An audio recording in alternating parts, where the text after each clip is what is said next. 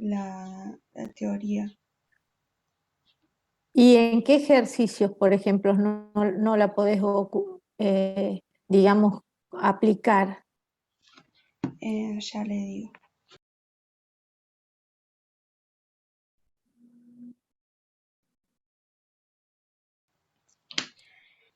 Por ejemplo, en uno que dice, la lámpara de descarga son lámparas eléctricas que utilizan como elemento luminoso una corriente que pasa a través de un gas. Estas producen 5 joules de energía por segundo y emiten luz azul de longitud de onda de 470 nanómetros. ¿Cuántos fotones de luz azul genera la lámpara en 8,5 segundos?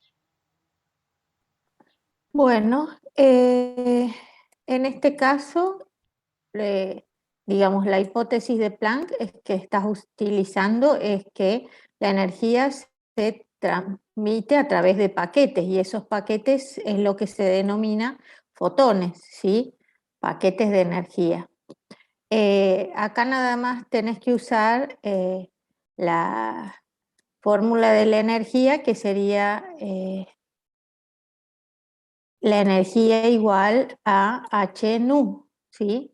La constante de Planck por la frecuencia, ¿sí? ¿Me va siguiendo? Yo mientras estoy buscando el ejercicio. ¿Qué número es? No, profe, no es un ejercicio que me tocó a mí en la unidad formativa.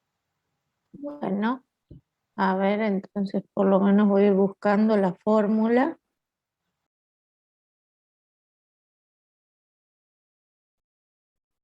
Entonces,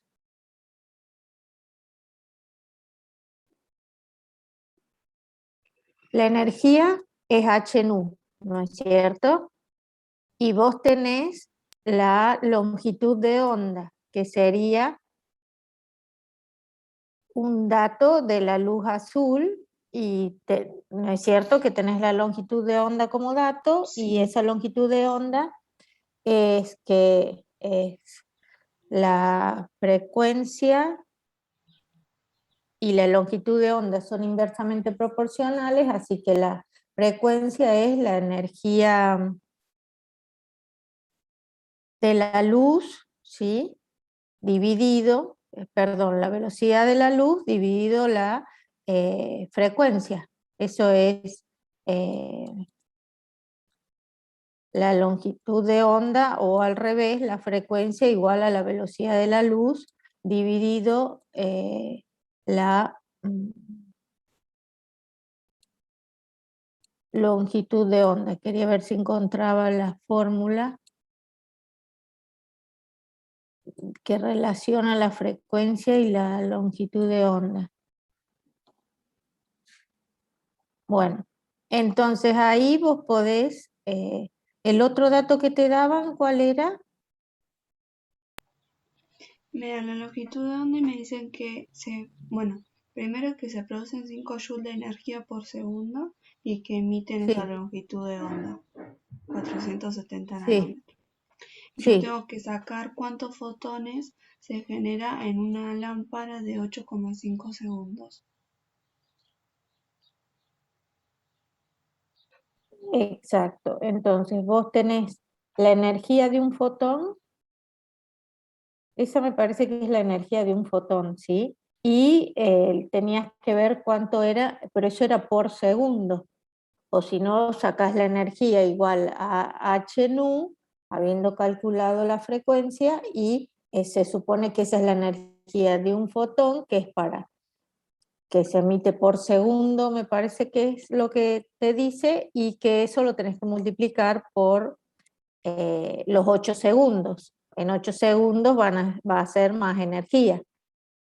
Parece que es por ese lado. Lo que te sugiero, si me lo querés mandar por el foro, digamos por el chat del aula virtual, porque al no verlo se me complica un poco ver los datos. Capaz lo de la luz es nada más informativo, ¿sí? Porque también te da la energía. Claro. Bueno, Yo, si Dale, quieres, se lo copio y se lo subo. dale, dale. Sí, sí, Y lo que también me cuesta visualizar en los ejercicios es darme sí, cuenta si estoy, porque claro, ahora me está diciendo que la longitud de onda, pero ponele, en otro ejercicio me hablaba de la radiación que incide y yo no me daba sí. cuenta cuál era el dato que me proveía porque yo la radiación no la tenía en la fórmula. Y la radiación la podés, digamos, caracterizar por la longitud de onda o la frecuencia. Por lo general son los dos parámetros que siempre utilizás para después asociar esa radiación a una determinada energía, ¿sí? Entonces, siempre desde el punto de vista de la ecuación de Planck. Entonces, tenés que ver qué datos te da de esa radiación y si no a lo sumo, si te dice que es una radiación de tal color, se toma la longitud de onda promedio de ese color, ¿sí?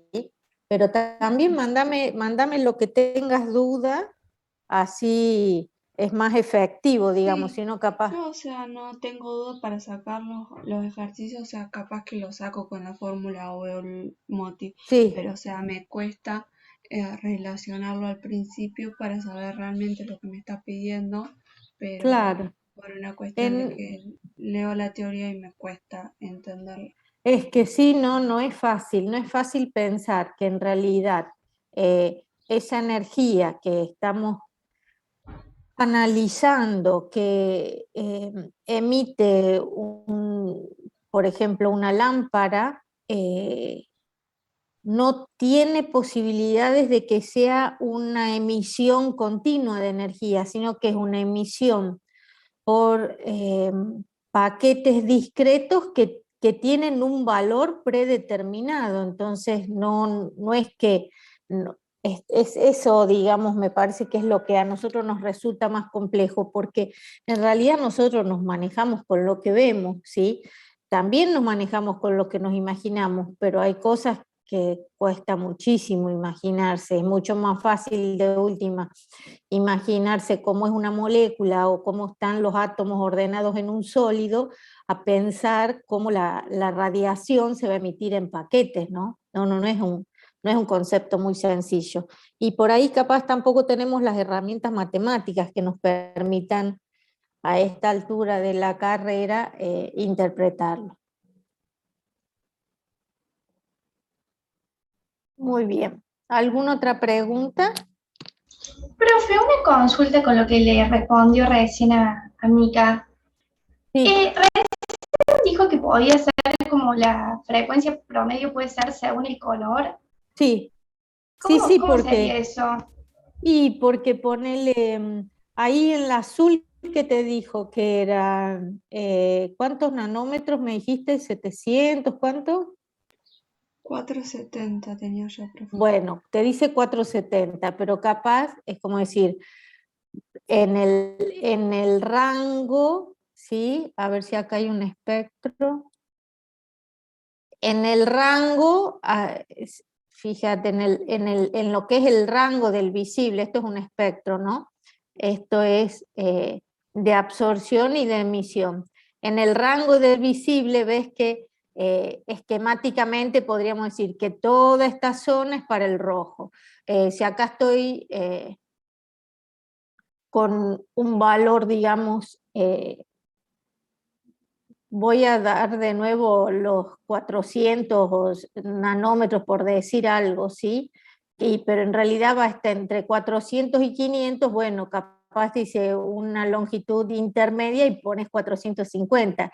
Eso nada más, como queriendo decir, porque no es que es solo una línea de un color, sino que es una zona, el infrarrojo, el ultravioleta, sí son zonas, y entonces uno sabe que están dentro de cierto rango.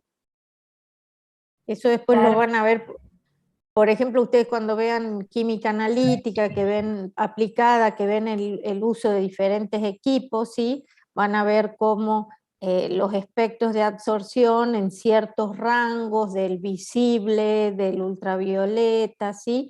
Les sirve para identificar compuestos químicos, entonces, o estados de coordinación más que identificar compuestos químicos, que sería que el estado de oxidación que tiene formando un óxido o un hidróxido, ¿sí? O si hay agua o si hay aniones carbonatos, esas cuestiones. Son, digamos, aspectos que son muy importantes en el momento de caracterizar a la materia básicamente, ¿sí?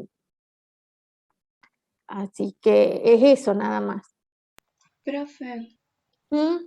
en el caso de que en el parcial nos den un ejercicio y nos digan, no sé, que se da en el espectro, o sea, en el color rojo o Sí. cualquiera de esos colores, ¿cómo voy a saber yo cuántos nanómetros voy a tener de la longitud de onda, perdón?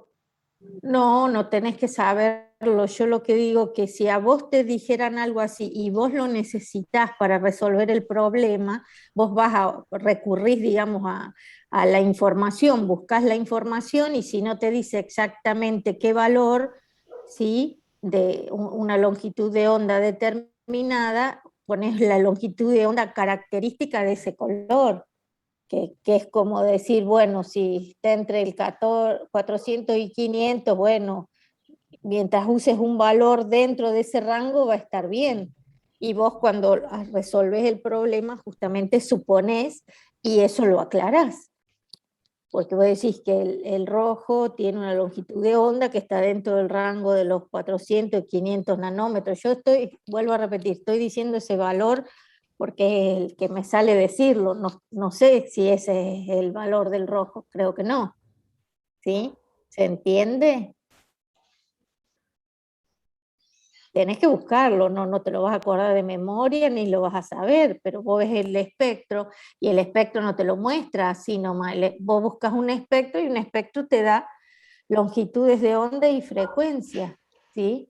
No me acuerdo si acá hay algo que Sí, sí, muestre. profe, me doy cuenta de lo que me dice. Y Perfecto. con respecto a la unidad de tabla periódica, que también es esta, Sí, si yo tengo que justificar un, ¿cómo es?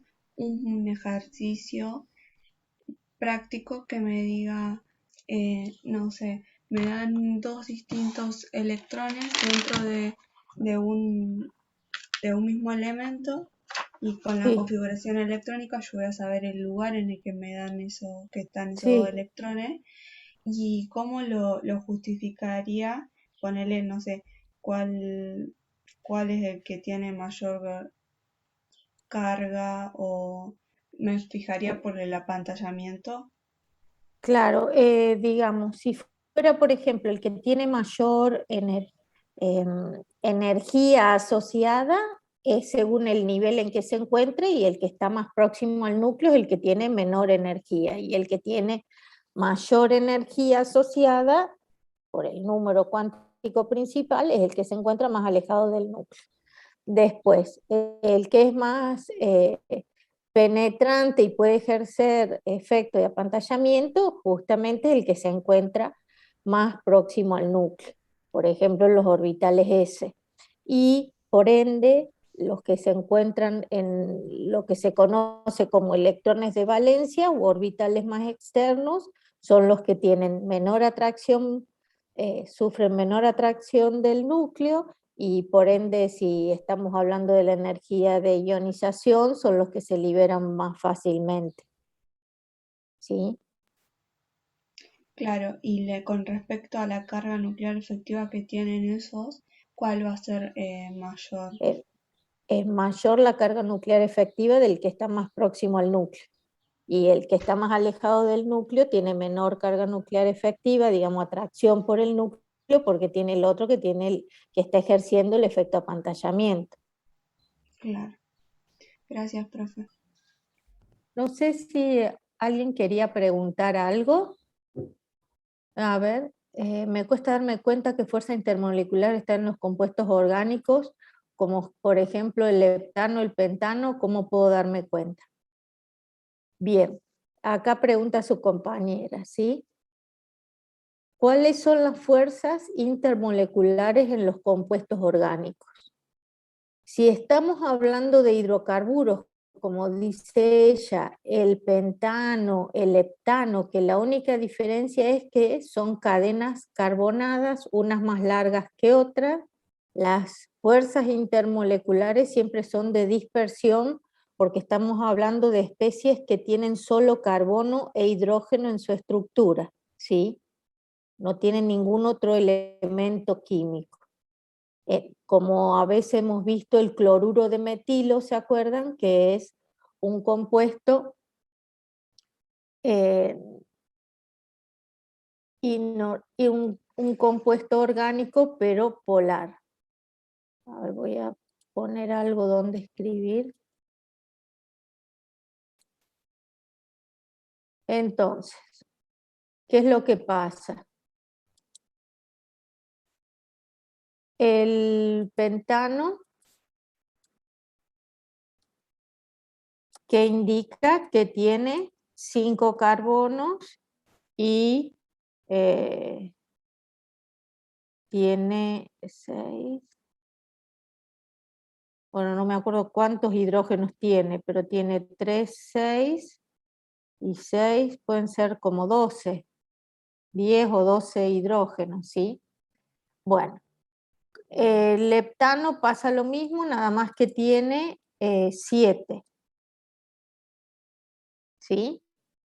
Pero siempre que están hablando de hidrocarburos, aún yendo al más sencillo, que es el metano, que es el que ustedes conocen, son compuestos apolares.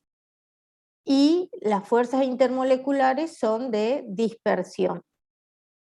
Como las fuerzas intermoleculares son de dispersión, lo que influye significativamente es la masa y la forma, ¿sí? de la molécula.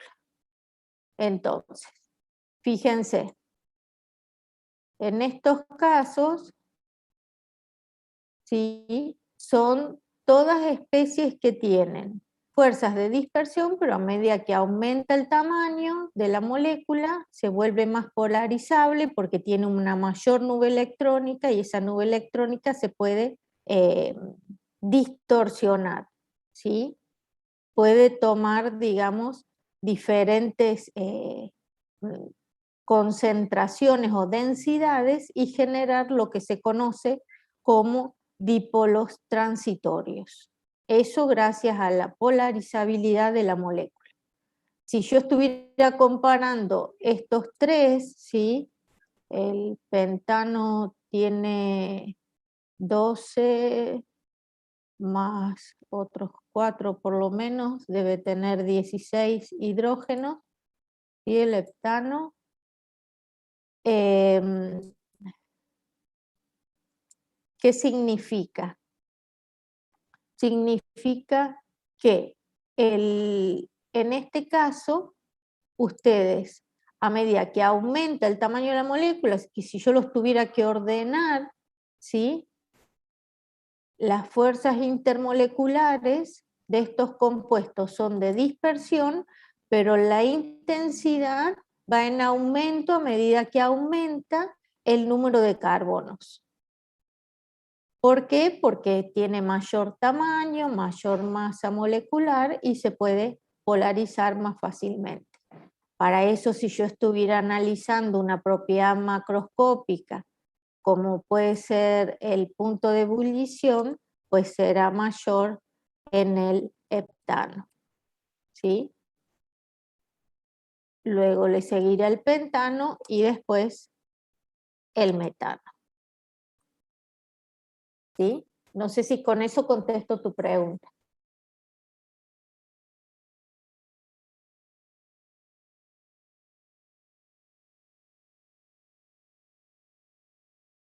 Bien. No sé qué tengo que repetir, María Paz. Profe, ¿no tendría mayor fuerza el heptano antes que el pentano? porque es una cadena más larga. Fuerza intermolecular. Sí, sí, sí. Nada Ah. más que no sé por qué pensé que los estaba ordenando bien y me olvidé del pentano, Ah. ¿sí? Entonces Sí, es siempre nos así. fijamos en la extensión de la cadena carbonada y cuanto más larga Exacto, es como más susceptible a que se induzca fuerzas exacto. intermoleculares entre ellas. Sí, nada más que se acuerdan que, por ejemplo, también habíamos comparado no sé si era el pentano con el isopropano, ¿sí? Y Y ahí que analizamos tenían la forma. exacto, que tenían la misma fórmula, ¿sí? Pero justamente el isopropano tiene menos fuerzas intermoleculares, digamos, menos intensidad de la fuerza intermolecular, en este caso, que serían las fuerzas de dispersión, porque tiene una forma donde hay menor contacto entre las moléculas, porque lo puedo pensar más como redondeado y no alargado como es el pentano, ¿sí? Sí, es así, muy bien. Que el punto de ebullición es mayor a medida, me pregunta María Paz, el punto de ebullición es mayor, ¿sí? A medida que la cadena carbonada es más larga porque la molécula es más polarizable. Entonces, el pentano tendría el punto de ebullición perdón, el heptano tendría el punto de ebullición mayor, luego el pentano y por último el metano, ¿sí? Incluso yo no sé si alguno se puso a pensar que en los hidrocarburos vieron que hay, digamos, de diferentes longitudes de cadena.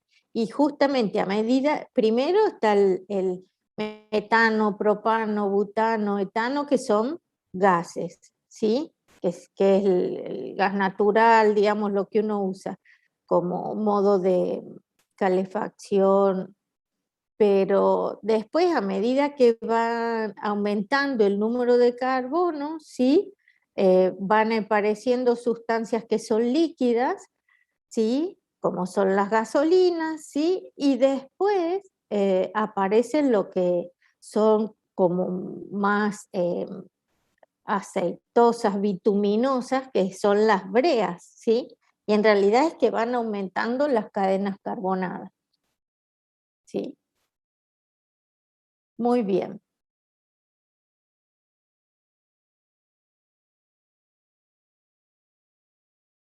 Sí, el dimetiléter es dipolo-dipolo porque ese oxígeno que tiene en el medio lo que hace es, al ser más electronegativo y la cadena, por eso digo que el dimetiléter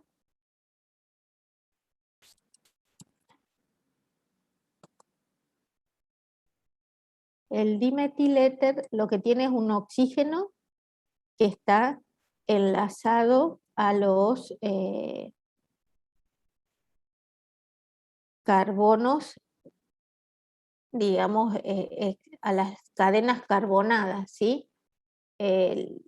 Vamos a poner dimetil, vamos a poner así, CH3, después viene el oxígeno, pero en realidad está unido al carbono, ¿sí? Después viene el oxígeno y después viene el otro. Entonces, lo que pasa es que este oxígeno, que yo lo hago así lineal, ¿sí? Este oxígeno es más electronegativo y lo que puede hacer es quebrar la cadena, porque a su vez, ¿qué es lo que tiene este oxígeno? Tiene lo que conocemos como pares de electrones no enlazantes. Entonces, tenemos los pares de electrones no enlazantes que, por eso yo digo que quiebran esta cadena, no es lineal. Y eso hace que se genere una densidad electrónica mayor sobre el oxígeno, ¿sí? Si lo tengo que pensar, acá está el delta negativo, la densidad electrónica mayor. ¿Sí? ¿Y presentaría puente hidrógeno? O sea, dipolo-dipolo. No, no. ¿O puente Dipolo, hidrógeno no? dipolo. Dipolo, dipolo. Dipolo. No, no puente hidrógeno. Y digamos la parte positiva estaría en los otros extremos. Eso sería, profe, porque no hay ningún hidrógeno conectado conectado Exacto. con el oxígeno, ¿no? Exacto. Tiene que haber, para que sea puente hidrógeno, tiene que haber un hidrógeno enlazado al elemento muy electronegativo. ¿Sí? Yo sé que muchas veces uno le da la idea de que podría ser una especie, digamos, con enlace puente hidrógeno, pero no, porque tiene que ser un hidrógeno que tenga la carga neta positiva y tiene que estar enlazado al elemento muy electronegativo. Ese es por definición puente hidrógeno. Y después, ¿cómo nos damos cuenta? Como habríamos visto la otra vez, el fluoruro de metilo, que se generó duda, nos damos cuenta porque el fluoruro de metilo tiene un punto de ebullición bajo, ¿sí? Uno se da cuenta porque después analiza también cómo son los puntos de ebullición. Y son más bajos, por ejemplo, que del agua, a menos que sea una molécula muy grande y esté comenzando a ser, digamos, preponderante el tamaño de la molécula. Después me preguntan, ¿los sólidos moleculares en solución acuosa conducen electricidad? ¿Podría dar un ejemplo? No, esto ya lo habíamos hablado antes, que los sólidos moleculares no conducen la electricidad, justamente porque no generan especies que pueden conducirla, que serían especies con carga. Para que un compuesto conduzca en solución acuosa, debe separarse en iones, por ejemplo, un compuesto iónico. En cambio, un sólido molecular puede ser polar o apolar. Si es polar, se va a disolver en agua, ¿sí? Como puede ser el alcohol, ¿sí? Pero eso no va a hacer que la solución sea conductora, porque cuando vos le aplicas una diferencia de potencial, un campo eléctrico a la solución, lo único que pasa es que las moléculas se ordenan según sus dipolos, de manera tal que queden orientados los dipolos, los polos, las cargas netas parciales positivas en el polo negativo y las cargas parciales negativas en el polo positivo, nada más. Por eso puedo decir alcohol en agua, ¿sí? Y lo que también puedo decir es que aún sin ser una solución, siendo un líquido o un sólido molecular, no conduce porque no posee especies conductoras. El agua, por ejemplo, que es lo que es otro aspecto que analizamos esa vez que tratamos el tema. El agua son moléculas polares, ¿no es cierto? Tienen puente hidrógeno, pero son moléculas polares. No posee muchos iones en solución. El agua misma, si hablamos del agua pura, solo tiene una pequeña cantidad de protones y grupos oxidrilos, que son los iones que la conforman, digamos, que forman el agua, y esos no son suficientes para conducir la corriente. Todos me digan, pero ¿cómo si uno dice que hay que tener cuidado porque llueve, si hay un cable caído, viene una tormenta, si hay un cable está todo mojado, me electrocuto? Pero yo no me electrocuto por el agua, el agua sola, me electrocuto porque el agua es muy raro que esté en el ambiente sola, digamos, que no tenga iones disueltos, ¿sí? Especies conductoras, ¿sí? Los minerales de la tierra, ¿sí? Los compuestos iónicos están disueltos Y eso es lo que hace que, perdón, se vuelva conductora, pero el agua en sí mismo no. ¿Se entiende? Muy bien. ¿Tienen alguna otra pregunta? Profe, ¿Sí? en el caso de que yo tenga que acomodar los puntos de ebullición, Sí. ¿cómo me doy cuenta cuando entra en juego la fuerza intermolecular? Casi siempre, pero el tema es que cuando son muy pesados los compuestos o son, Sí. o sea, puede que la fuerza, incluso hasta la dispersión, sea más grande que la de un dipolo-dipolo o hasta la de un puente hidrógeno. ¿Cómo me doy cuenta yo de esas excepciones o esos casos?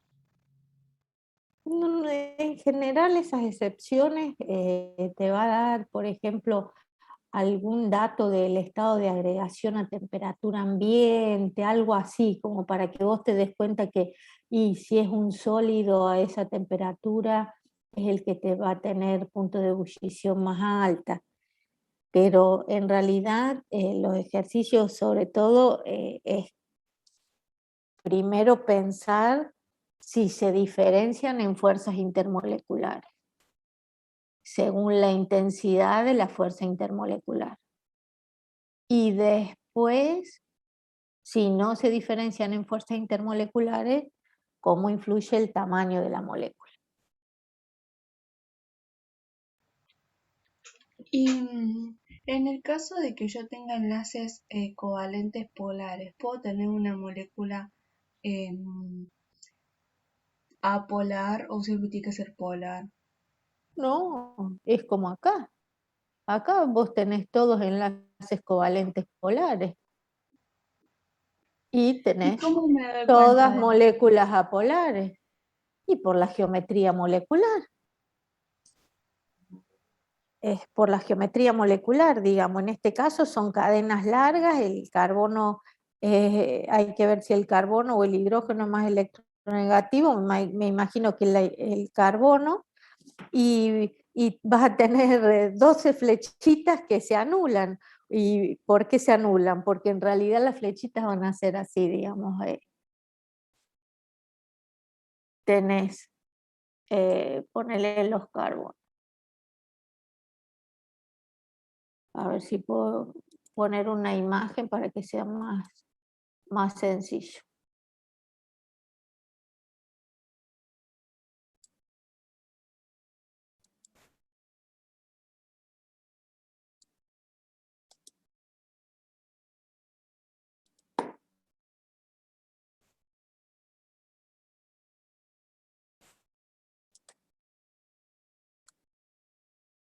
Acá tenés un heptano, ¿sí?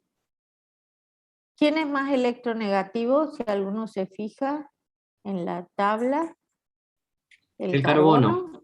por Bueno, 0,4. bueno.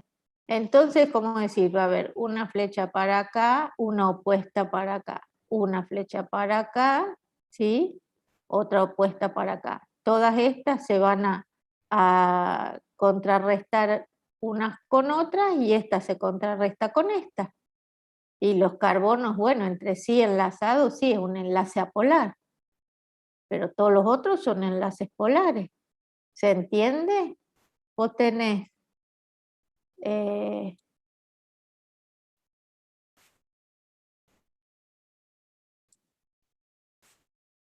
una flecha así y otra flecha así. Bueno, esta me quedó muy cortito. Bien. Esto es lo que vos ves. Y después tenés una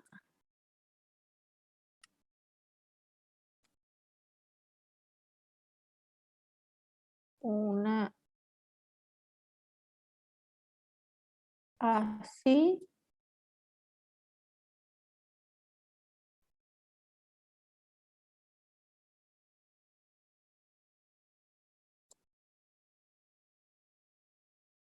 una así y otra sí, de igual magnitud, ¿no? Me parece que no están exactamente iguales. Me quedó una más corta, pero son iguales.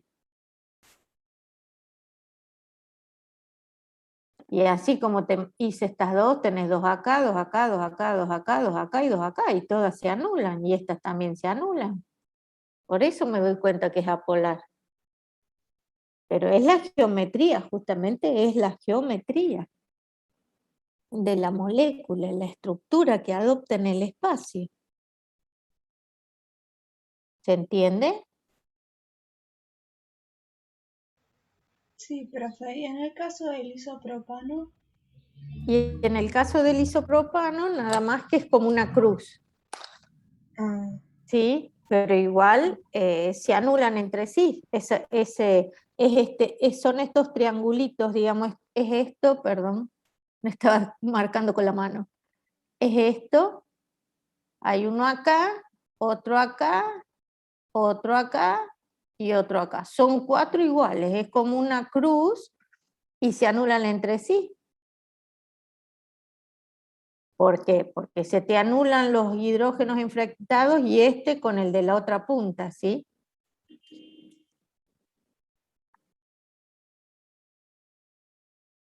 Prueben a hacerlo y si no les sale, pregunten, digamos, pero prueben a hacerlo, hagan las flechas, piensen cómo es.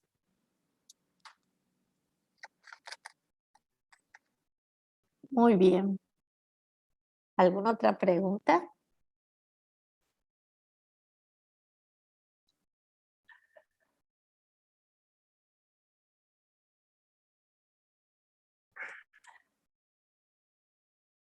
Bueno, ¿quieren que veamos algún ejercicio de los que traje? No sé si hay más temas que sean complicados.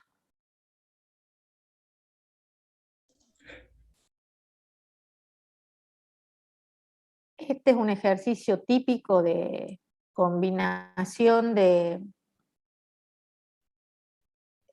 estequiometría y soluciones, y gases, perdón, porque es soluciones, pero dice que el ácido clorhídrico es diluido. Se podría complicar este ejercicio diciendo cuánto se usa de ácido clorhídrico y hacerlo como fuerzas, perdón, hacerlo como reactivo limitante y reactivo en exceso. Acá me preguntan, volviendo a lo de enlace, según la teoría del enlace de valencia, ¿cuándo es polar o apolar el enlace? Me imagino que se refiere, es polar cuando el enlace o la molécula, perdón.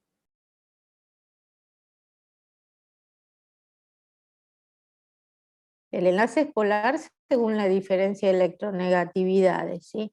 Nosotros tomamos aproximadamente menor a 2 o a veces es menor a 1,7, es polar. Y alrededor de 0 se dice que es apolar. Y la molécula según la composición de los momentos dipolares, que es lo que hay que hacer como hicimos acá,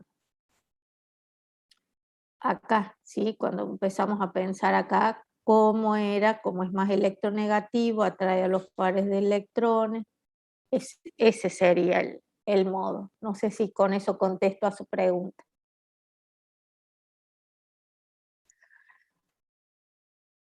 Bien.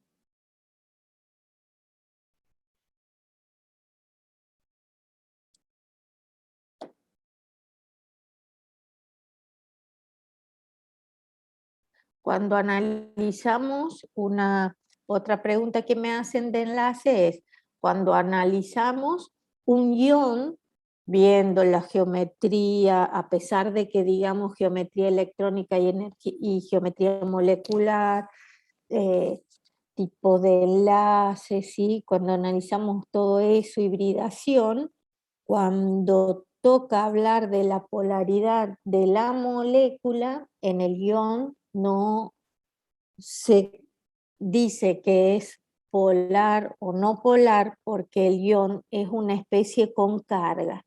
Esto significa que el ion ya tiene en sí mismo una carga asociada, positiva o negativa, y no se habla de polaridad. Entonces, ustedes lo que pueden poner que no corresponde polaridad porque es un ion con carga positiva, por ejemplo. No corresponde polaridad porque es un ion con carga negativa. Muy bien. ¿Tienen alguna otra pregunta?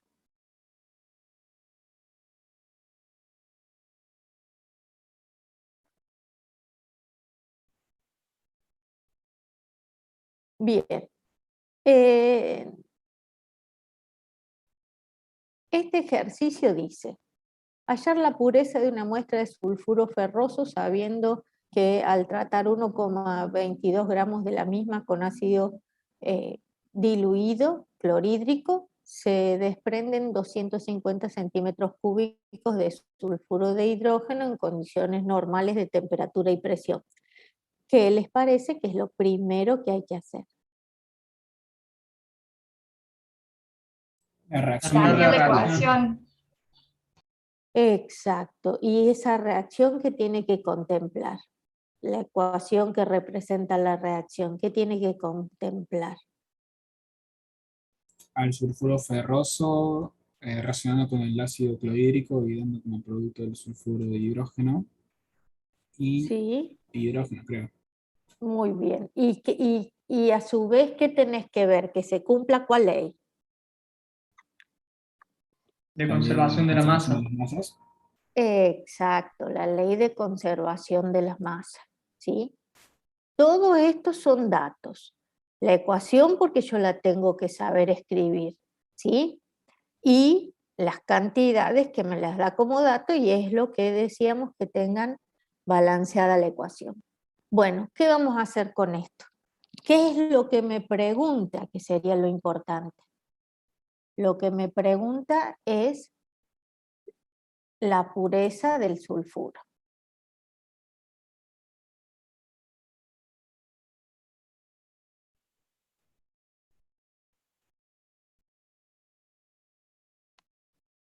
¿Qué les parece? Profe, ¿se podría acá calcular los moles de sulfuro de hidrógeno que hay en 250 centímetros cúbicos en condiciones normales de presión y temperatura? Exacto, exacto. Entonces, lo bueno es que tenés el dato del volumen y podés calcular los moles de producto, ¿sí? Calculando los moles de producto, podés saber con cuántos moles de reactivos, o a partir, perdón, de cuántos moles de reactivos se generó esos 250 centímetros cúbicos. Bien, hay una forma de resolverlo que sería esta. Ahora yo quiero saber cuál es la otra y cuál está bien y cuál está mal para sacar los moles.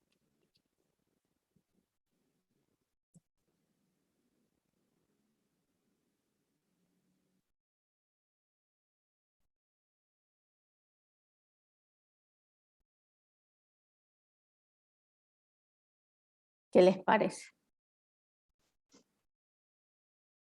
Con regla de 3, pero ¿de qué? ¿De qué dato, Germán? Acá estoy aplicando. Saco los volúmenes de gas que se producen a partir de considerar el gas como un gas ideal, donde puedo aplicar la ecuación P por B igual a NRT y puedo sacar los números de moles para ese volumen que está en centímetros cúbicos pasados a litro. Debo recordar todas las unidades homogéneas que se deben cumplir y resulta que tengo condiciones normales de temperatura y presión. Es decir, como aporta Carlos, un mol de gas ideal en condiciones normales de temperatura y presión mide 22,4 litros. Así que o uso las condiciones las condiciones normales de presión y temperatura, que serían 273 Kelvin o tengo 0 grados centígrados, pero tengo que poner Kelvin por la homogeneidad de unidades con la constante y una atmósfera, o uso la regla de 3, que sería que un mol de gas son 22,4 litros, 0,250 litros, X moles. Y estos serían los moles. ¿Cuál de las dos resoluciones estaría bien?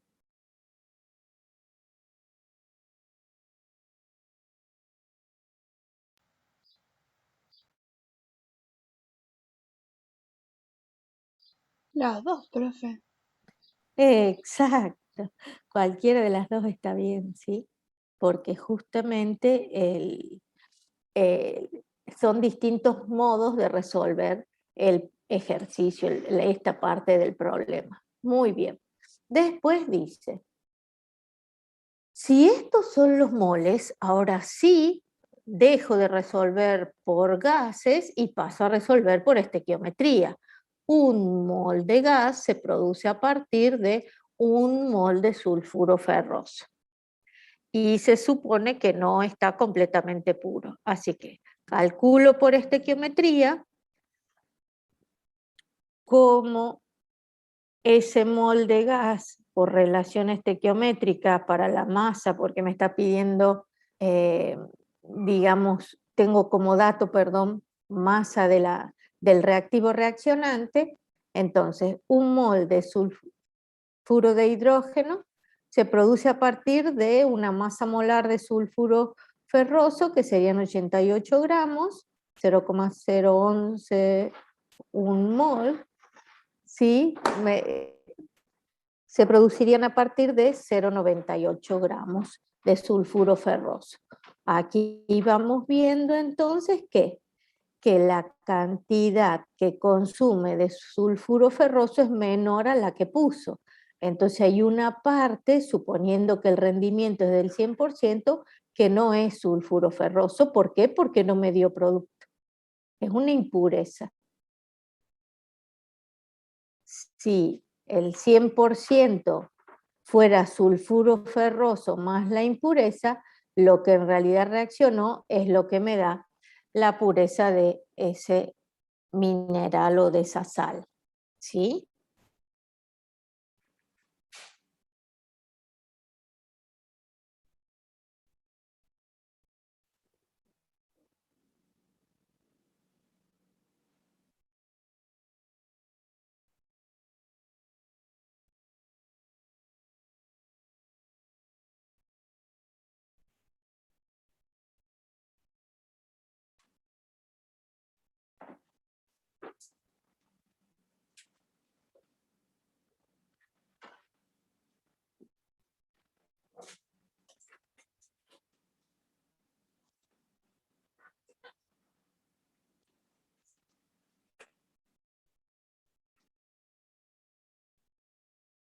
¿Alguna duda? No, profe, todo claro. Muy bien.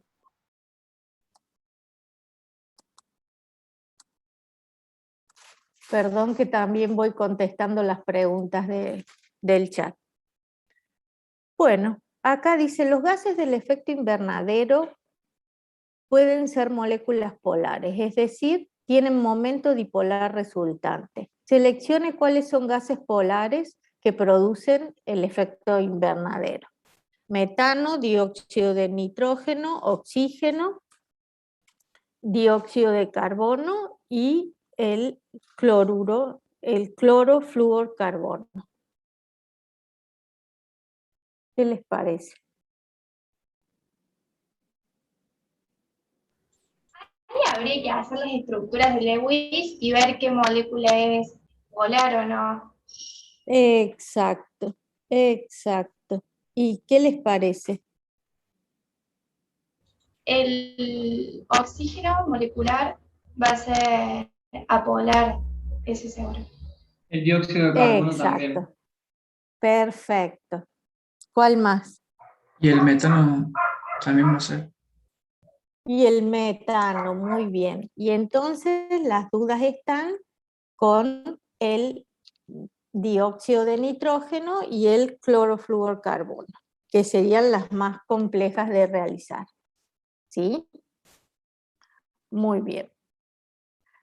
Acá, Jerónimo, tendrías que rever cómo el dióxido de carbono sería apolar, porque el átomo central, que es el carbono, no posee pares de electrones no enlazantes, a diferencia del dióxido de nitrógeno, donde el átomo central es el nitrógeno y sí posee pares de electrones no enlazantes. El metano es apolar. Este sería el nitrógeno como molécula, digamos, el óxido de nitrógeno, y el átomo central es el nitrógeno y tiene pares de electrones no enlazantes. Entonces es polar, ¿sí? El oxígeno dijimos que es apolar, el dióxido de carbono, que es, como te decía, que este es el átomo central y no posee pares de electrones no enlazantes, que sería el carbono con dobles enlaces, ¿sí? Y el clorofluorcarbono, que es el carbono, el átomo central. ¿Por qué? Porque es el menos electronegativo y está rodeado por 3 átomos de cloro y 1 de flúor. Está bien, acá faltan los pares de electrones no enlazantes de los átomos terminales, ¿sí? Pero en este caso, ¿por qué me doy cuenta que es polar?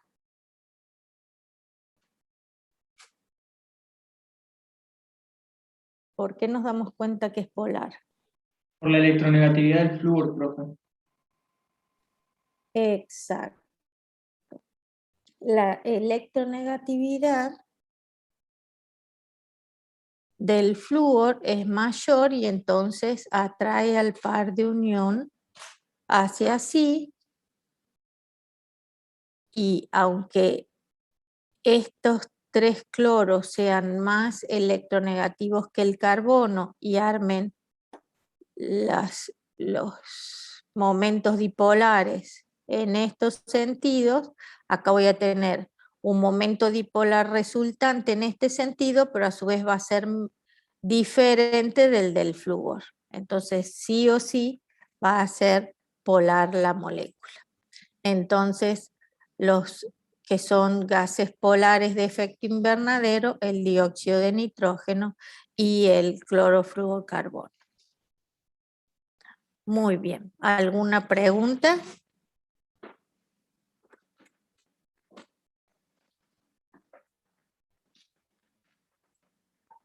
Bien. Dice, indique en cada sustancia, justificando sus respuestas, cargas formales, tipo de enlace, hibridación si la hubiere, ángulos aproximados, geometría de las estructuras, polaridad de las moléculas y del enlace. ¿Sí? ¿Qué es lo que ven acá?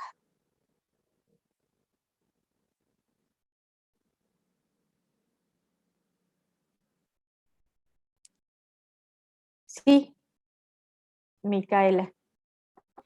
Profe, disculpe, pero en el anterior, ¿cómo lo justificamos? Y haciendo, como dijo tu compañera, tenés que hacer las estructuras de Lewis de las especies, ¿sí? Por eso Sí. acá, digamos, tenés más o menos representados, pero tenés que hacer la estructura de Lewis, carbono como átomo central, digamos. Primero ves que son todos compuestos covalentes, ¿sí? Algunos son más sencillos de hacer que otros, la molécula de oxígeno una molécula diatómica, el dióxido de carbono una molécula triatómica con enlaces dobles igual que la de oxígeno, ¿sí? Y donde vas a tener que hacer mucho más trabajo, digamos, en estos dos, porque tenés que mostrar cómo te queda la molécula para sacar que es una molécula polar, pero en este caso porque el nitrógeno tiene 5 electrones de valencia y,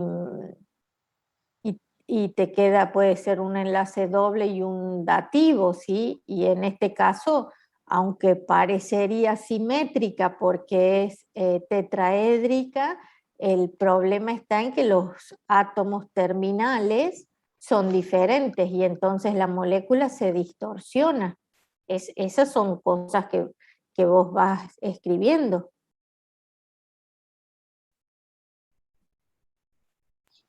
Gracias, profe. Bien.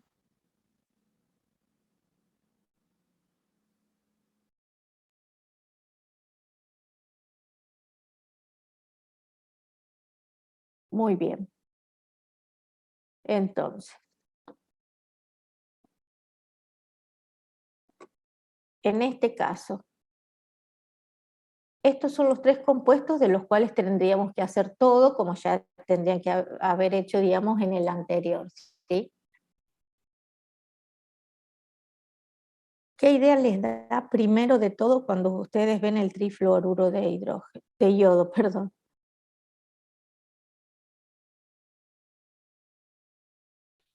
Es un compuesto que forma enlace covalente. Exacto, es un compuesto con enlace covalente. Y entonces, lo primero que hace es vos pensás que es un compuesto con enlace covalente porque ves que está formado por 2 no metales, ¿no es cierto? Y es una molécula formada por 4 átomos. Uno que es menos electronegativo y más, como digamos, electropositivo, y el flúor que es el más electronegativo. Con todas esas cosas de ver nada más, haces la diferencia de electronegatividades y te da que es enlace covalente polar. Muy bien. Después, ¿qué harías? Calcularía la cantidad de electrones necesarios, los disponibles, compartidos y no compartidos, para luego desarrollar la estructura de Lewis. Exacto, muy bien. La estructura de Lewis, como dice su compañero, para lo cual hacemos la cantidad de electrones necesarios, todos completan el octeto porque son halógenos, entonces son 32 electrones necesarios, todos pertenecen al grupo 7A, entonces son 7 electrones de valencia los disponibles en cada caso. ¿Y qué pasa? Cuando hago la cantidad de electrones necesarios menos los disponibles para ver cuántos enlaces voy a poner, me da 4. Y cuando pienso que son 4 y tengo un yodo y 3 flúor que tendrían que estar enlazados a ese yodo, me parece que por lo menos son 4 electrones dividido 2, porque son 2 pares de electrones por enlace, me da que se formarían 2 enlaces. Y Va a expandir por lo octeto, menos, claro, por lo menos debieran existir 3 enlaces. Y esta sería la estructura. ¿Para qué es útil entonces hacer esto si no me sirvió para darme la cantidad de enlaces? Para la cantidad de electrones disponibles, porque quiere decir que no me estoy olvidando, cuando yo cuento, no me estoy olvidando de los electrones de valencia, porque fíjense, del átomo central, porque muchas veces ustedes hacen esto, pero olvidan los electrones de valencia.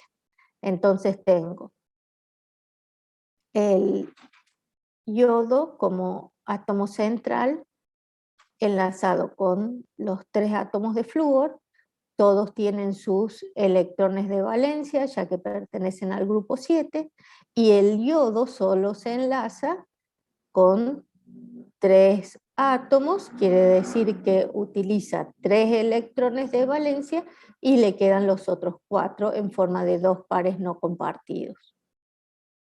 Esta sería la estructura de Lewis. Por eso siempre es útil hacerlo, aunque no me sirve en cuanto a la cantidad de enlaces. Por supuesto, para confirmar que esta estructura de Lewis es la más probable, debo hacer las cargas formales. Cargas formales de los flúors y cargas formales de yodo.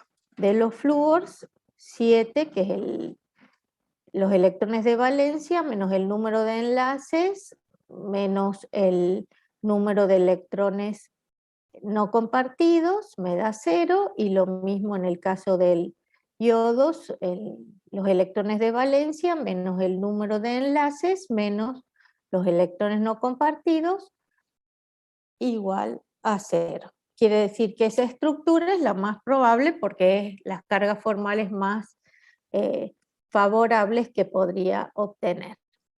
¿Qué más me pide? Me pide geometría, ángulos. ¿Qué idea les da esa geometría, esa forma que han puesto en base a esa geometría y las densidades electrónicas, ¿sí? Las zonas de densidad electrónica? ¿Cuál sería la hibridación? ¿Qué les parece?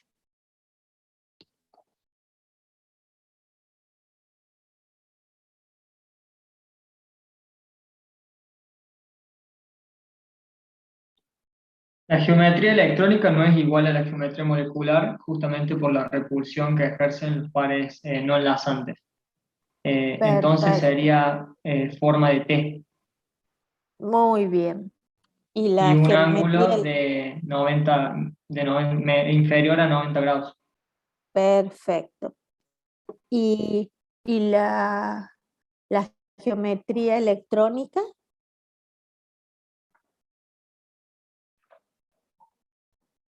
Trigonal plana. la geometría electrónica se define a partir de las zonas de de las zonas de densidad electrónica también. Entonces estoy confundido. Esa es entonces la forma de T, y cuando no tenemos en cuenta los pares de electrones, ahí sí serían los tres pares No, de no, átomos no, no estás, enlazantes. no estás confundido. La geometría molecular es la que no tiene en cuenta los pares de electrones no Claro, enlazantes. Bueno, y esa es la de T. Perfecto. Ahora, cuando vos vas a pensar la geometría electrónica, tenés que tener en cuenta los pares de electrones no enlazantes, porque por eso se llama geometría electrónica. Y claro, lo que bien. pasa, entonces esos pares de electrones generan un espacio que están en orbitales, y entonces se puede considerar ¿de qué modo? ¿Cuál es la geometría electrónica? Bipiramidal trigonal. Exacto, bipiramidal trigonal. ¿Y cuál sería la hibridación? Primero, ¿cuántas zonas de densidad electrónica hay? 5. 5. Sería sp3d. Perfecto. sp3d. Muy bien.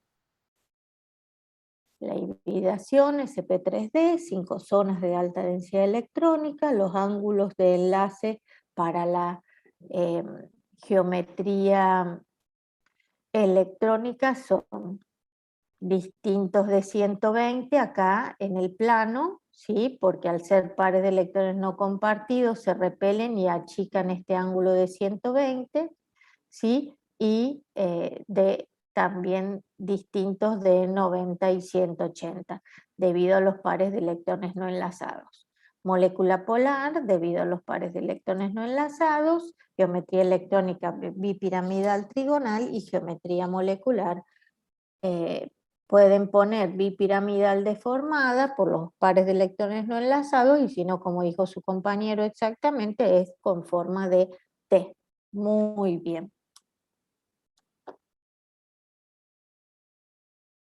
Bueno, en el caso del óxido de potasio no hay grandes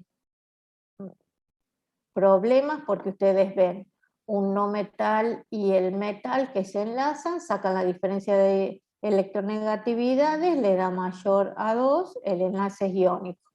Y lo que tienen que hacer es poner las características del enlace iónico. Son sólidos cristalinos a temperatura ambiente, no forman moléculas sino unidades formulares, porque no son entes discretos, no forman enlaces direccionales, forman redes cristalinas con cationes y aniones unidos por fuerzas electrostáticas, puntos de ebullición y fusión elevados, son frágiles, se pueden fundir y allí se rompe la red, ¿sí?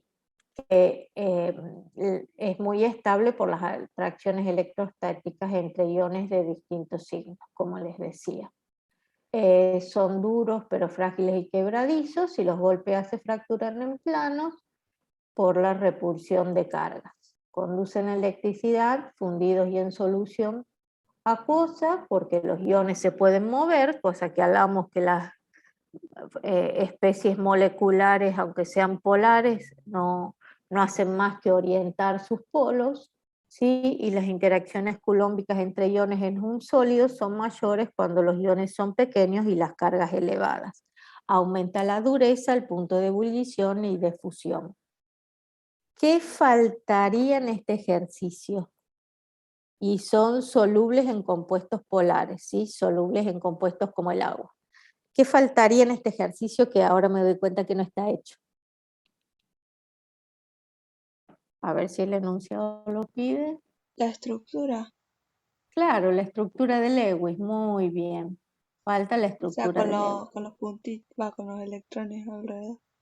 Exacto. Y para eso, como dice su compañera, hacer la parte de poner potasio más oxígeno, que me da óxido de potasio, y pongo las configuraciones electrónicas, ¿sí? Y al oxígeno y al potasio, ¿qué le van? Si son iones. Las cargas que adoptan como iones, porque adoptan las configuraciones electrónicas de los gases nobles más próximos. ¿Recuerdan?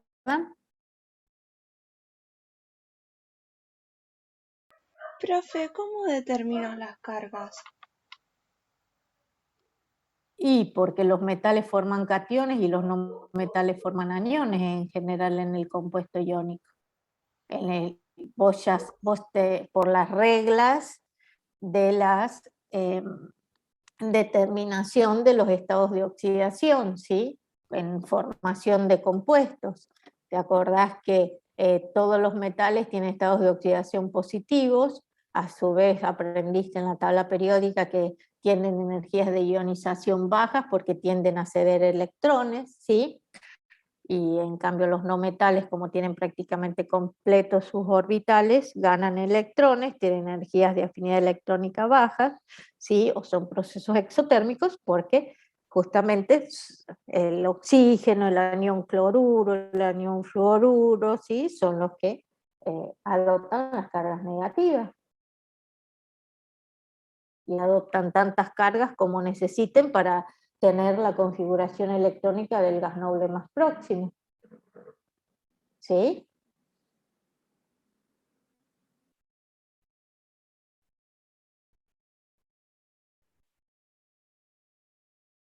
¿Se entiende?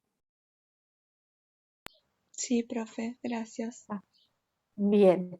No, después me preguntan, eh, ¿por qué elementos está compuesto un oxoanión? Un oxoanión es, por ejemplo, el anión sulfato, el anión clorato, aquel que tiene oxígeno en su estructura, ¿sí? A ver.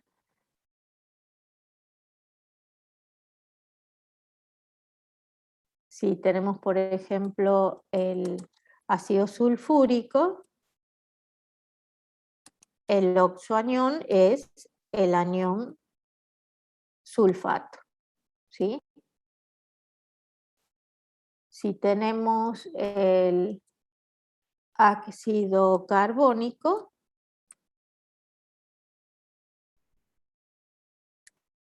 el oxoanión es el anión carbonato. Y si no, qué sé yo, el ácido hipocloroso, el anión hipoclorito, ¿sí? Muy bien. Perfecto.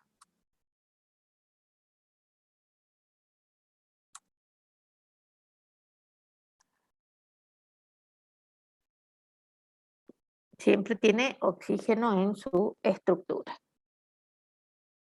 Profe, y por ejemplo, en el parcial habría que explicar todas las características de los compuestos iónicos. Sí, hacen digamos, la estructura de Lewis con las configuraciones electrónicas y las características de los compuestos iónicos. Bueno, vamos a la fosfina o hidruro de fósforo. Como siempre, lo que hacemos es la diferencia de electronegatividades, me da enlace covalente, según la bibliografía es tan pequeña la diferencia que si quieren lo pueden considerar apolar, siempre que sea distinto de 0, yo tiendo a considerar que es un enlace covalente polar, pero hay que ver cómo se comporta el compuesto y para eso tendríamos que tenerlo y hacerle algunas pruebas, ¿sí? Las cantidades de electrones necesarios y disponibles, como siempre, vemos un compuesto que tiene un solo átomo de fósforo, que vendría a ser el átomo central, y los hidrógenos que siempre se encuentran como átomos terminales. Se supone que tendría que tener 3 enlaces con los 3 hidrógenos, ¿sí? Pero igual voy a hacer la cantidad de electrones necesarios, recordando que el hidrógeno solo puede completar 2 electrones en su estructura, digamos, de orbitales completos, ¿sí? Y lo mismo en cuanto a los electrones disponibles, el fósforo pertenece al grupo 5, tiene 5 electrones de valencia y el hidrógeno tiene 1. Esto me da que la cantidad de electrones que serían para formar enlaces, que serían los necesarios menos los disponibles, me dan 6 electrones que formarían 3 enlaces, como ya lo vengo previendo. Entonces, en este caso, sí es útil, no hay una expansión de octeto ni nada, y entonces este sería el compuesto. Por supuesto, los pares de electrones es mejor hacerlos acostados. Acá es porque, bueno, en el orbital están ubicados los 2 electrones, ¿sí? Y como sabemos que pertenece al grupo 5, quiere decir que tiene 3 enlaces, pero tiene 5 electrones de valencia, entonces al fósforo le queda un par. Es una estructura muy similar a ¿quién?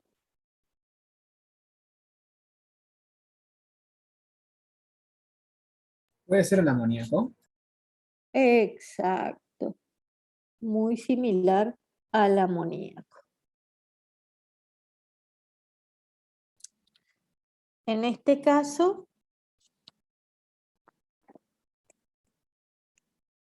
para corroborar que esta sea la estructura correcta, hacemos las cargas formales, el fósforo 5 menos 3 enlaces menos electrones no compartidos igual a 0, hidrógeno 1 electrón de valencia menos un enlace, ningún electrón no compartido, 0.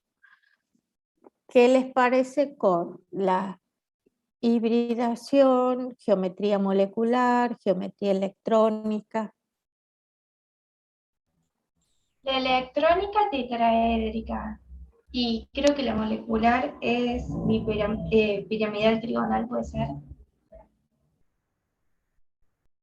Piramidal trigonal o pirámide triangular, sí. ¿Sí?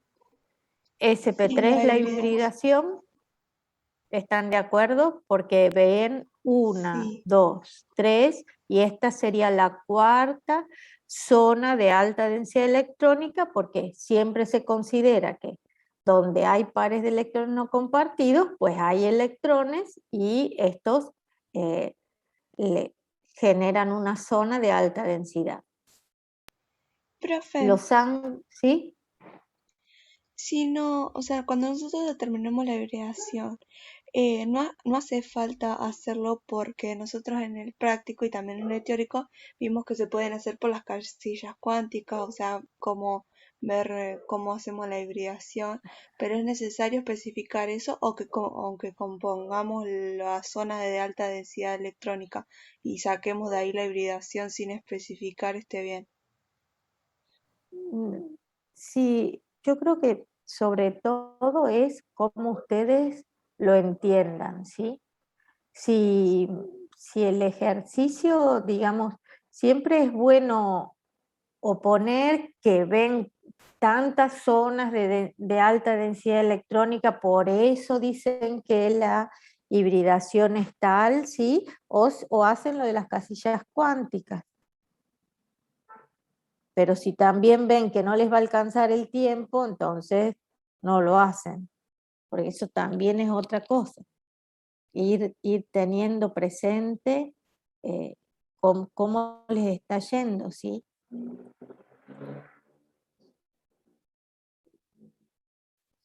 ¿Se entiende?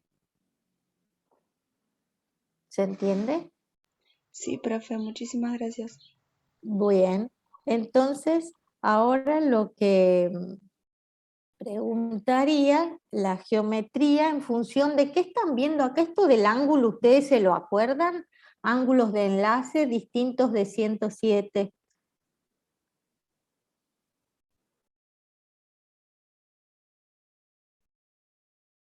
Yo trataría de Yo me los acordarme estudié de de... memoria, profe. A mí me Bueno, recuesta acordarme eso, profe. Siempre me confundo. bueno, ¿cuál es el enlace en el metano? El ángulo de enlace en el metano. 109,5.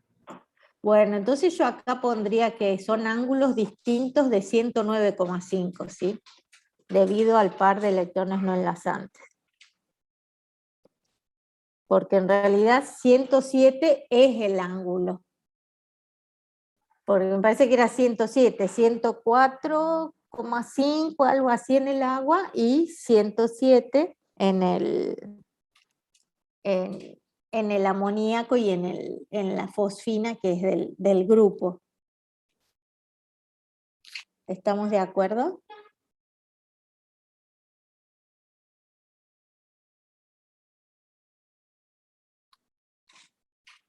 Bien.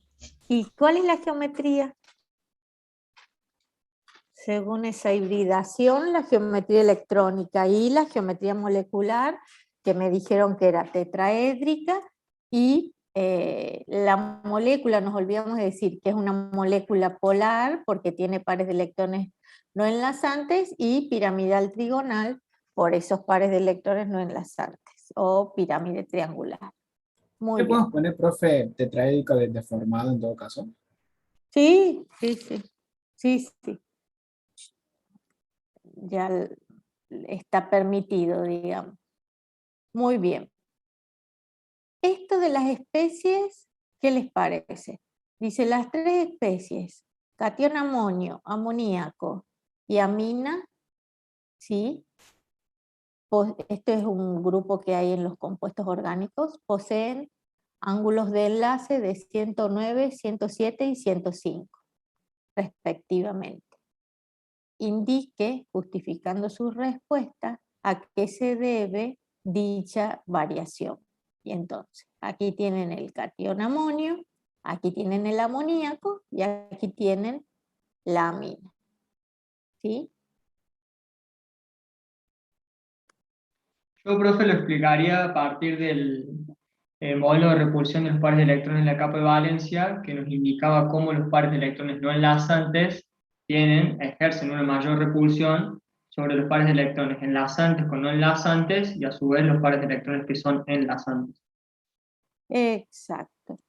Entonces, en este caso, no quedan pares de electrones no enlazantes, entonces le tocaría ¿qué ángulo? El de 109, ¿sí?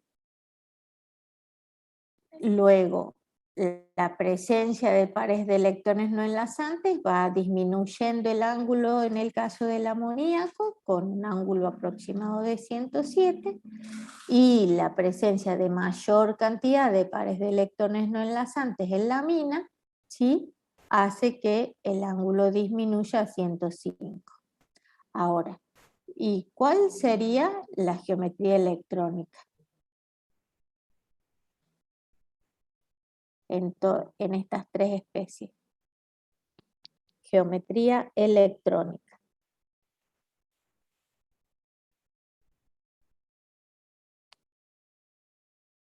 Tetraédrica, ¿no? Exacto, la geometría electrónica es tetraédrica. En el caso del catión amonio coincide con la geometría molecular. En el caso del amoníaco y de la amina no, porque en el caso del amoníaco es como vimos el de la fosfina. Piramidal triangular, ¿sí? Y aquí, ¿cómo es la geometría molecular?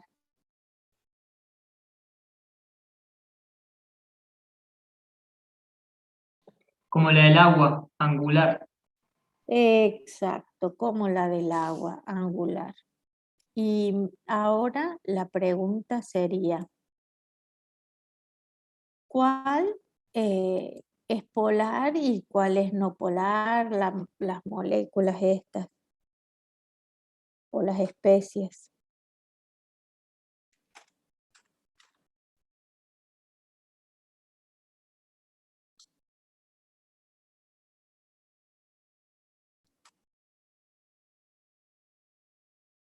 ¿Qué les parece? Profe, ahí sería, hay una molécula con carga neta positiva, después otra molécula que sería polar por el par de electrones desapareados y otra molécula que sería con carga neta negativa. No, sí, perdón, estaba confundida, que es un anión. Entonces, está muy bien lo que decís, nada más que, primero, tendrías que decir que hay dos especies que tienen carga neta, por lo cual no se habla polaridad de la molécula. El catión amonio y la amina, digamos, como el grupo amino, ¿sí? Que tiene una carga negativa. Y decí especie química y no digas molécula porque son iones. Y el amoníaco es al único que le corresponde hablar de polaridad, y en este caso es una molécula polar porque el átomo central tiene un par de electrones no enlazantes. Muy bien. Todos Profe, tienen, ¿sí? Geometría ¿por qué en tetraédrica. Sí. ¿por qué en ese caso son moléculas con carga neta? Son especies, vuelvo a repetir, no digan Ah, moléculas porque no son moléculas, porque son iones. Son especies con carga neta porque son iones, el catión amonio y el grupo amino que tiene una carga negativa, o claro, sí, anión sí, amino. Es me por quedé eso, ¿no? con molécula y se Claro, me, no, me no, perdí. no, son especies, decimos que son especies. Porque cuando uno dice especies, como que dice un conjunto más grande, pueden ser átomos, moléculas, iones, ¿sí?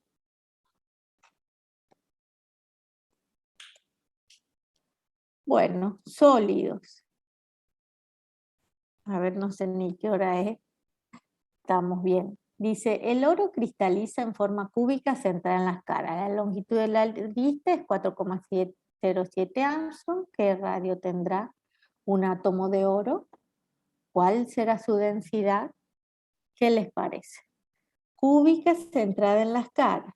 Este sería el esquema, ¿sí? De la cúbica centrada en las caras, donde la diagonal de la cara es la suma del cuadrado, digamos, el cuadrado de la cara es igual a la suma del cuadrado de los lados, y este es el tamaño del radio, ¿sí? Y a su vez, que sabemos que la diagonal de la cara son 4 radios, porque acá tengo un radio, acá en realidad tengo un diámetro, que son 2 radios, ¿sí? Porque se ve medio átomo, y acá tengo un radio. De la relación de Pitágoras sabemos que la arista es la raíz de 8 del radio y entonces puedo despejar el radio. ¿Hasta ahí están de acuerdo? Sí, profe. Muy bien. Esos serían los radios de los átomos de oro. ¿Cómo calculo la densidad?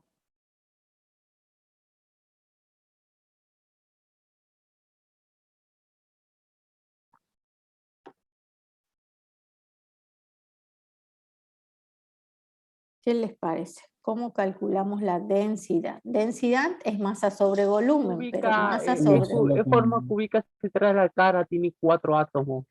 Exacto, la masa de 4 átomos dividido, ¿qué volumen?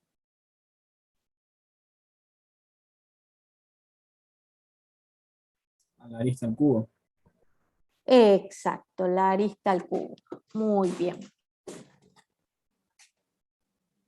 Son 4 átomos porque hay 1/8 de átomo en cada vértice y hay medio átomo en cada cara y son 6 caras, ¿sí? Entonces 3 más 1, 4 átomos, ¿sí? El volumen del cubo, ¿sí? Vendría a ser arista al cubo y la densidad, esto sería el volumen 4/3 de pi por radio al cubo, esto es el volumen de átomos, ¿sí? Un átomo, perdón, un Armstrong, 10 a la menos 8 centímetros, la longitud de la arista pasada a los centímetros y elevado al cubo, ¿sí? Este sería el volumen del cubo. Y la masa de los 4 átomos, ¿se acuerdan que yo sé que el oro, que es un metal noble, pero también es un metal pesado, pesa 1 mol 197 gramos y en 1 mol hay 6,02 por 10 a la 23 átomos. 4 átomos van a pesar una cantidad muy pequeña y es lo que tengo que dividir por el volumen del cubo en centímetros, porque la densidad se suele dar en gramos por centímetro cúbico. Y así sacamos una propiedad macroscópica a partir de datos microscópicos. Muy bien. Vayamos ahora a preguntas, algunas conceptuales. Dice, si el delta H de la reacción es negativo, ¿la reacción será siempre espontánea? No, porque el delta H no me define la espontaneidad, sino que me la define Exacto. el delta H y el delta S con la energía libre de Gibbs. Exacto. Entonces, lo único que me está indicando es que si es menor a 0, ¿cómo es la reacción? ¿Cómo es el flujo de calor? Oye, si la entropía es menor a 0, solo es espontánea en temperatura baja, porque Claro, en otro caso no es espontánea. claro, pero en esta condición lo único que podemos decir es que si delta H es menor a 0, la reacción ¿cómo es? Exotérmica, Endotérmica, profe. exotérmica. Muy bien, muchas gracias. Exotérmica, muy bien. Desprende calor al medio ambiente. La disminución de temperatura de congelación de una solución de cloruro de sodio 0,1 molal es mayor, menor o igual que la disolución, esto me parece que ya lo vimos, de la disolución del cloruro de magnesio, electrolito fuerte también, 0,1 molal. ¿Lo vimos a este ejercicio o no? Puede ser mayor, si no me equivoco, porque No, profe. con eso Vamos. de Van Hoff. Bien, entonces, según el factor de Van Hoff, muy bien, ¿quién va a provocar una mayor disminución en el punto de congelación?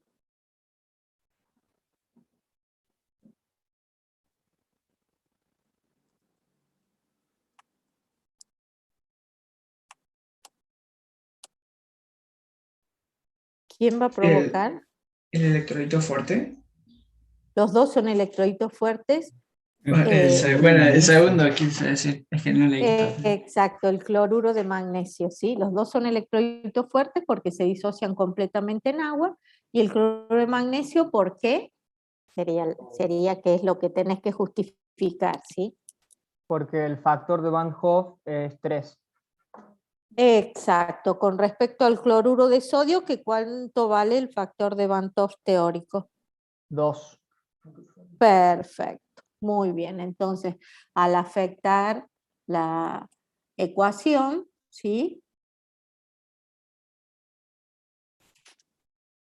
Esta sería la ecuación. Acá tenemos el factor de Van Hoff, el delta T de fusión, ¿sí? La variación en la temperatura de congelamiento, que es la constante crioscópica por la molaridad. Lo único que varía es el factor de Van Hoff, que es 3 en el cloruro de magnesio. Muy bien.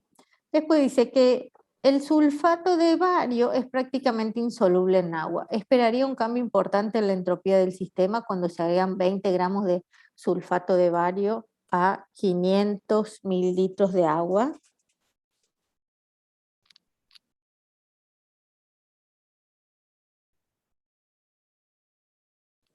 Dice que este soluto es prácticamente insoluble en agua. Entonces, si vos querés preparar una solución de 20 gramos del soluto en 500 mililitros de agua, vas a esperar que haya un cambio importante de la entropía. Para nada, creo.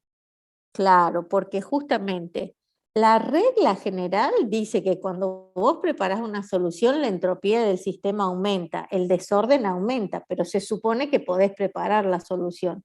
Esto significa que se va a disolver el soluto en agua, pero particularmente este soluto no se disuelve en agua, entonces no va a haber un cambio importante en la entropía del sistema, ¿sí? Muy bien. No interacciona con el líquido al ser prácticamente insoluble, por lo tanto no habrá una variación de entropía aceptable. Muy bien. Después dice, justificando, ¿qué es el punto de ebullición de una solución y cómo varía el mismo para una disolución con respecto al disolvente puro? ¿Cuándo El punto ebulle? de ebullición será mayor. El punto de ebullición de la disolución será mayor. ¿Y cuándo ebulle una sustancia? Cuando las presiones se igualan, ¿sí? Del sistema y el medio ambiente. Entonces, el punto de ebullición de una disolución es la temperatura a la cual la presión de vapor de la disolución iguala a la presión atmosférica. En una disolución el punto de ebullición aumenta con respecto al disolvente puro, como se observa en la gráfica. El punto de ebullición del disolvente puro y el punto de ebullición de la solución. Fíjense que no es tanto la explicación, sí podrían poner también la fórmula delta T igual a K por molaridad, la constante ebulioscópica por la molaridad, ¿sí? Y podrían hacer la gráfica para mostrar cómo el punto de ebullición aumenta de la solución con respecto al solvente puro. ¿Influye el número de moles de productos y reactivos en el calor de la reacción a presión constante, que sería el delta H? Sí, profe. ¿Por qué?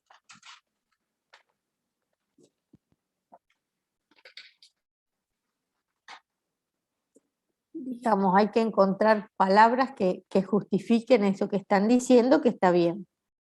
¿Era porque era una propiedad extensiva? ¿O me estoy confundiendo? Sí. ¿Y cómo te das cuenta que es una propiedad extensiva? Porque depende de la masa de los productos y reactivos. Sí, pero ponele cuando vos la calculás, ¿cómo te das cuenta?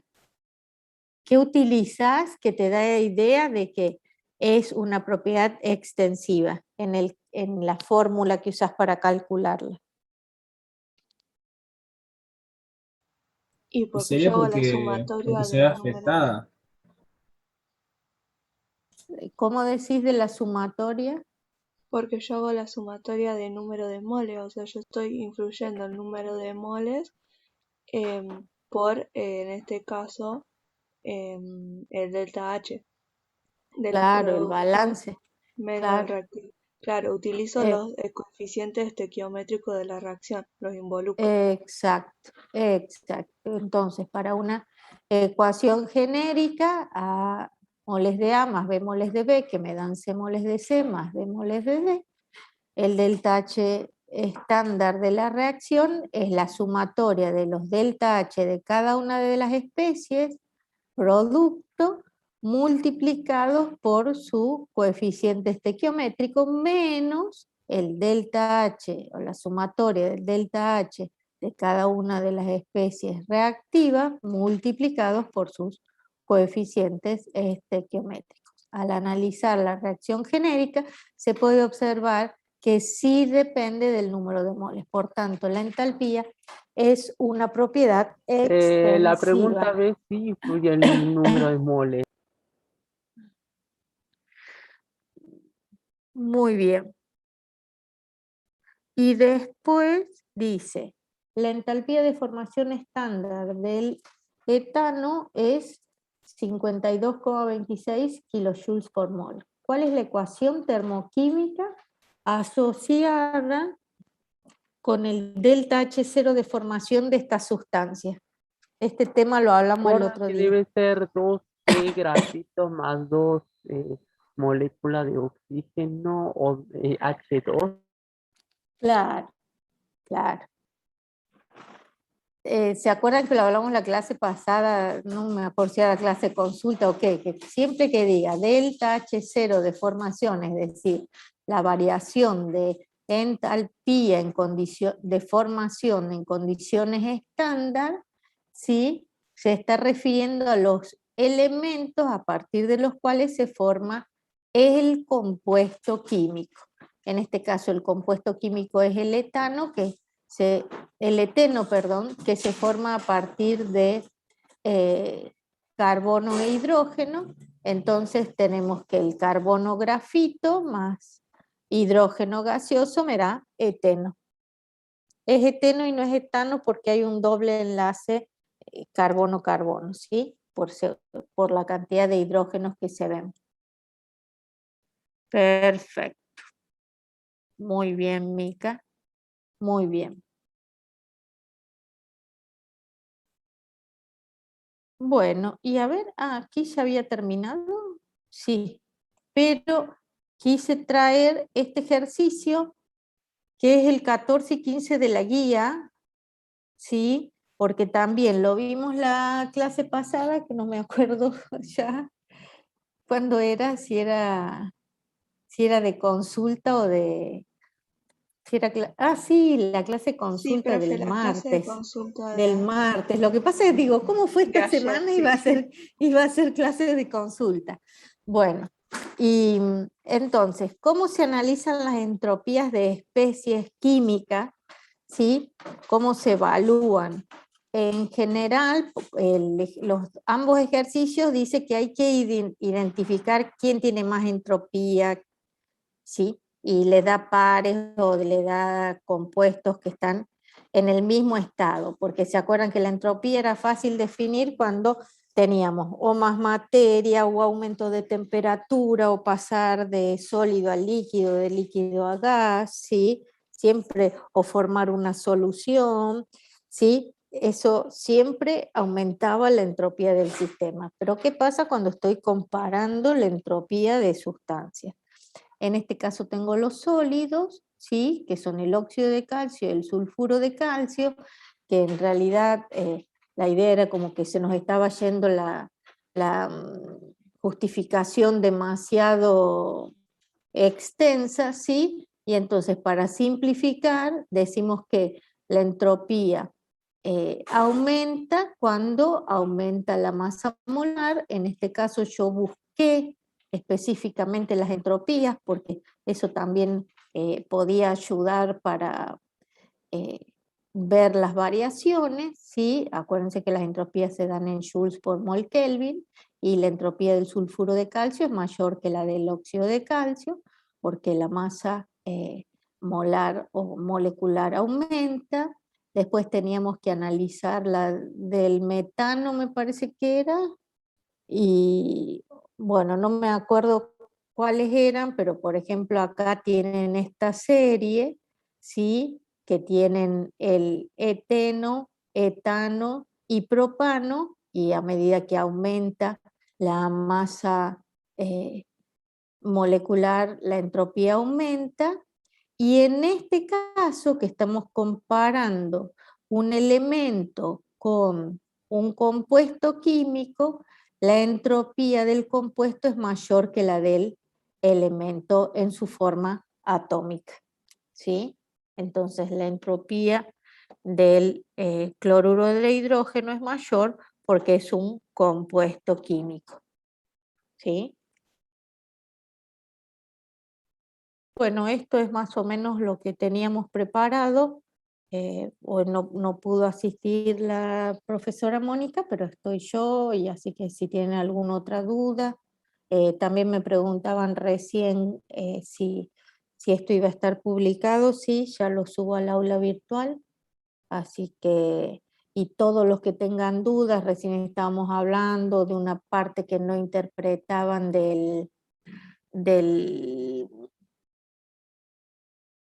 a ver, no me acuerdo una parte si era del...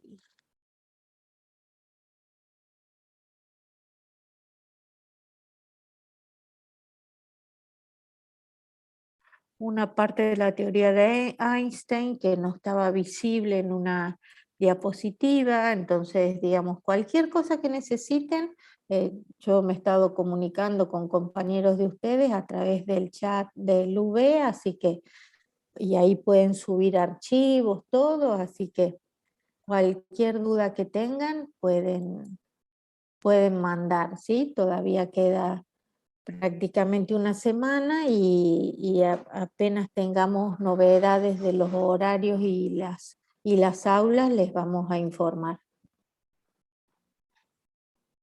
Así que de ahora en más siempre atentos al UV, como le dicen.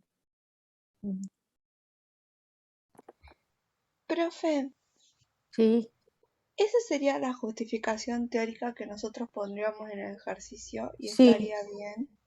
sí, sí, es como más Gracias. sencilla. Pero lo estuve charlando con la profesora Mónica, y digamos, el primer gran rasgo es ese.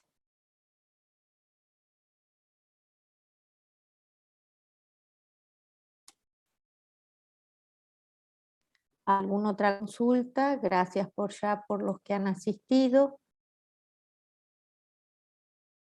En el chat, profe, hay una pregunta.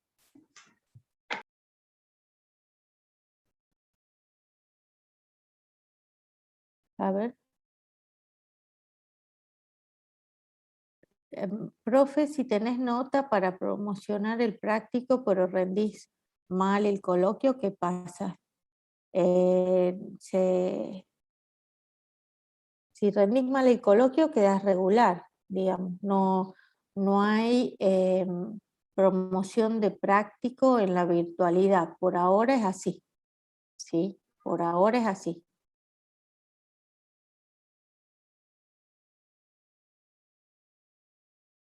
Profe, por ejemplo, las ¿Queda justificaciones... claro, Jerónimo? Perdón.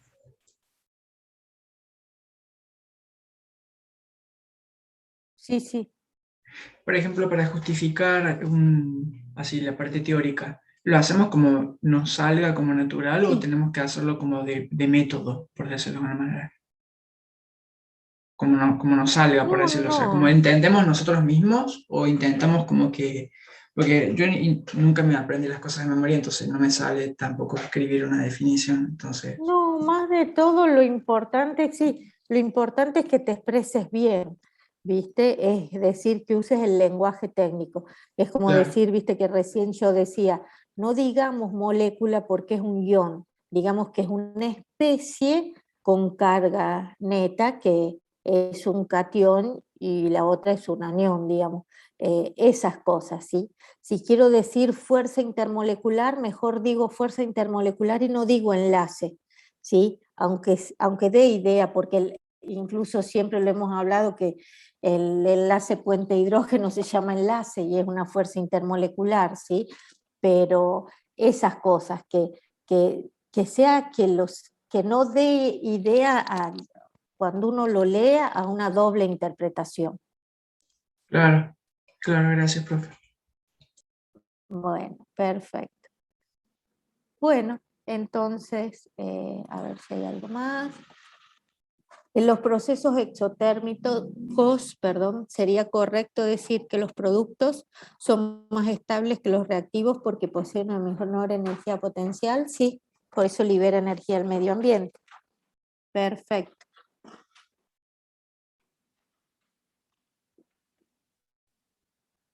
Bueno, ¿alguna otra pregunta? Profe, y por ejemplo, en el parcial presencial, si nosotros hacemos bien los ejercicios y por ahí la teoría no está tan bien, ¿van a hacer valer la promoción práctica? No sé, no, eso no está decidido todavía. Puede ser que sí, pero es que en realidad empezamos el cuatrimestre pensando que no iba a haber presencialidad, porque era toda otra la realidad que había, así que por ahí son decisiones que vamos tomando sobre la marcha.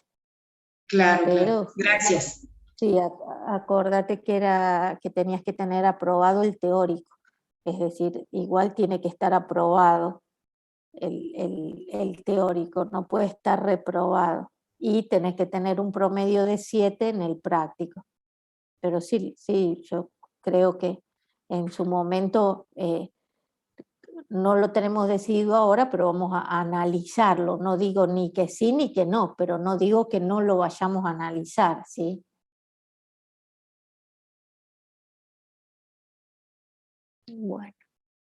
Bueno, muy bien. Muchas gracias por Entonces, su tiempo, profe. Nos no, vemos. por favor, nos vemos Chao. y lo que necesiten, ¿sí? Nos estamos, aunque sea comunicando como siempre por el chat